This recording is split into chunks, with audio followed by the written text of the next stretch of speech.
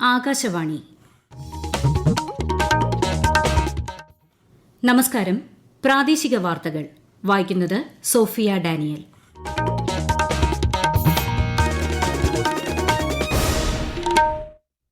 പ്രധാന വാർത്തകൾ.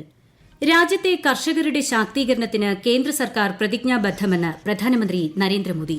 അത്യുൽപാദന ശേഷിയുള്ള 109 പുതിയ വിളകൾ പ്രധാനമന്ത്രി പുറത്തിറക്കി.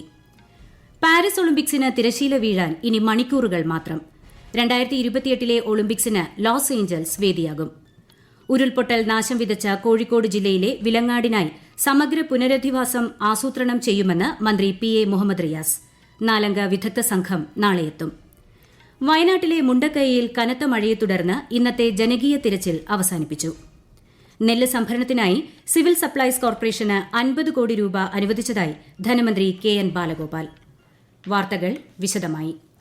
രാജ്യത്തെ കർഷകരുടെ ശാക്തീകരണത്തിന് കേന്ദ്ര സർക്കാർ പ്രതിജ്ഞാബദ്ധമാണെന്ന് പ്രധാനമന്ത്രി നരേന്ദ്രമോദി. ന്യൂഡൽഹിയിലെ ഇന്ത്യ കാർഷിക ഗവേഷണ സ്ഥാപനത്തിൽ അത്യുൽപാദന ശേഷിയുള്ള 109 പുതിയ വിളകൾ പുറത്തിറക്കുന്ന ചടങ്ങിൽ സംസാരിക്കുകയായിരുന്നു അദ്ദേഹം.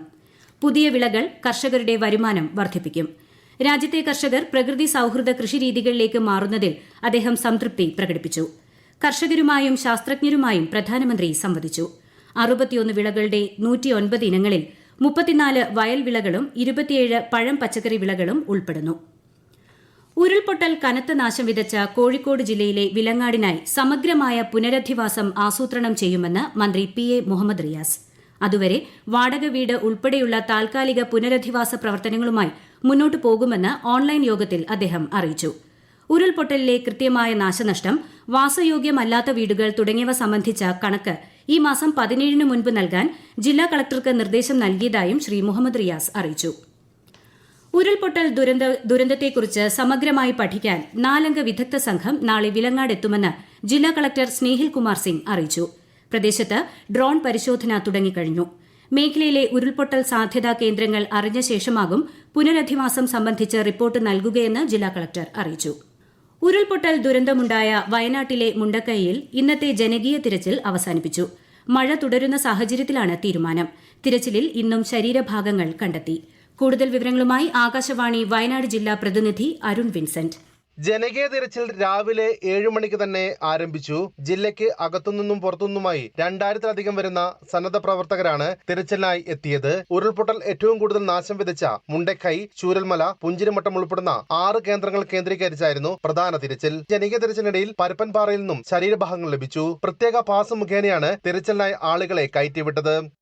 പ്രകൃതി ദുരന്തം സംഭവിച്ച മേപ്പാടി പഞ്ചായത്തിലെ മുണ്ടക്കൈ, ചൂരൽമല, മേപ്പാടി നിവാസികളുടെ നഷ്ടപ്പെട്ട രേഖകൾ വീണ്ടെടുക്കുന്നതിന് നാളെ പ്രത്യേക ക്യാമ്പ് സംഘടിപ്പിക്കും. ദുരന്ത നിവാരണ അതോറിറ്റിയുടെ നിർദ്ദേശാനുസരണം ജില്ലാ ഭരണകൂടത്തിന്റെ ആഭിമുഖ്യത്തിൽ നടക്കുന്ന camp Meppadi government high school, saint Joseph UP school, mount Tabor high school എന്നിവിടങ്ങളിൽ നടക്കും. സംസ്ഥാനത്ത് വിവിധ ജില്ലകളിൽ അടുത്ത 5 ദിവസം ശക്തമായ മഴ തുടരുമെന്ന് കേന്ദ്ര കാലാവസ്ഥാ വകുപ്പ്. വിവിധ ജില്ലകളിൽ ഓറഞ്ച്, മഞ്ഞ ജാഗ്രതാ നിർദ്ദേശം പുറപ്പെടുവിച്ചു. ഇന്ന് പാലക്കാട്, മലപ്പുറം ജില്ലകളിൽ തീവ്ര മഴയ്ക്ക് സാധ്യതയെന്ന് മുന്നറിയിപ്പുണ്ട്. തിരുവനന്തപുരം, പത്തനംതിട്ട, എറണാകുളം, ഇടുക്കി, കോഴിക്കോട്, വയനാട് ജില്ലകളിൽ ഇന്ന് മഞ്ഞ ജാഗ്രതയാണ്. അതേസമയം തെക്കൻ കേരള, ലക്ഷദ്വീപ് തീരങ്ങളിൽ ഈ ദിവസങ്ങളിൽ മത്സ്യബന്ധനത്തിന് വിലക്കേർപ്പെടുത്തി. ശക്തമായ മഴ പെയ്യുന്ന പ്രദേശങ്ങളിൽ ഉരുൾപൊട്ടൽ, മണ്ണിടിച്ചിൽ, വെള്ളപ്പൊക്കം എന്നിവയ്ക്കെതിരെ ജാഗ്രത പാലിക്കണമെന്ന് കാലാവസ്ഥാ നിരീക്ഷണ കേന്ദ്രം അറിയിച്ചു. മലപ്പുറം ജില്ലയിലെ മലയോര മേഖലയായ കരുവാക്കുണ്ടിൽ കനത്ത മഴയ്ക്ക് പിന്നാലെ ഇന്ന് മലവെള്ളപ്പാച്ചിലുണ്ടായി. ഒലിപ്പുഴയിലും കല്ലൻപുഴയിലും സമീപത്തെ തോടുകളിലുമാണ് വലിയ കുത്തൊഴുക്ക് ഉണ്ടായത്. പ്രദേശത്ത് ശക്തമായ മഴയാണ് ലഭിക്കുന്നത്. മണ്ണിടിച്ചിലുണ്ടായ ദേവികുളം ഗ്യാപ് റോഡിൽ ഗതാഗതം പൂർണ്ണതോതിൽ പുനഃസ്ഥാപിക്കാനുള്ള നടപടികൾ പുരോഗമിക്കുന്നു. കല്ല് പൊട്ടിച്ചു നീക്കി തുടങ്ങിയതോടെ ഗ്യാപ് റോഡിലൂടെ ഒറ്റവരിയായി വാഹനങ്ങൾ കടന്നുപോയി തുടങ്ങി. പാതയോരത്തു നിന്നും വലിയ തോതിൽ കല്ലും മണ്ണും റോഡിലേക്കിടിഞ്ഞെത്തിയായിരുന്നു ഗതാഗത തടസ്സമുണ്ടായത്. തിരുവനന്തപുരത്ത് അരുവിക്കര ഡാമിന്റെ ഷട്ടറുകൾ ഇന്ന് രാത്രി 8 മണിയോടെ 50 സെന്റിമീറ്റർ കൂടി ഉയർത്തുമെന്നും സമീപവാസികൾ ജാഗ്രത പാലിക്കണമെന്നും ജില്ലാ കളക്ടർ അറിയിച്ചു.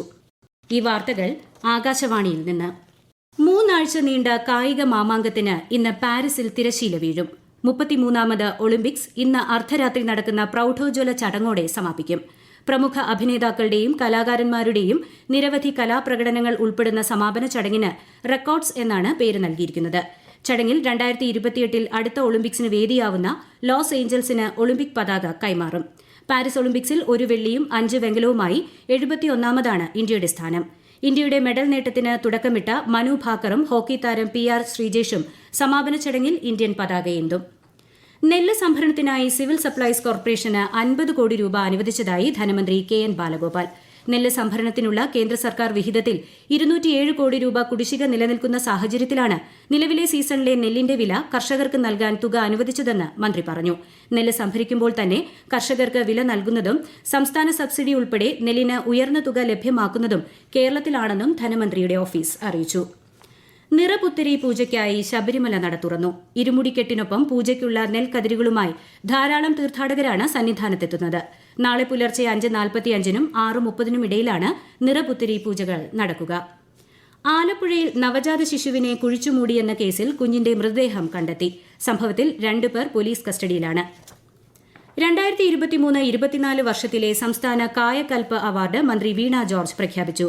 സർക്കാർ ആരോഗ്യ സ്ഥാപനങ്ങളിലെ ശുചിത്വം, മാലിന്യ സംസ്കരണം, അണുബാധ നിയന്ത്രണം എന്നിവ പ്രോത്സാഹിപ്പിക്കുന്നതിന് കായകൽപ അവാർഡ് ഏർപ്പെടുത്തിയിരിക്കുന്നത്.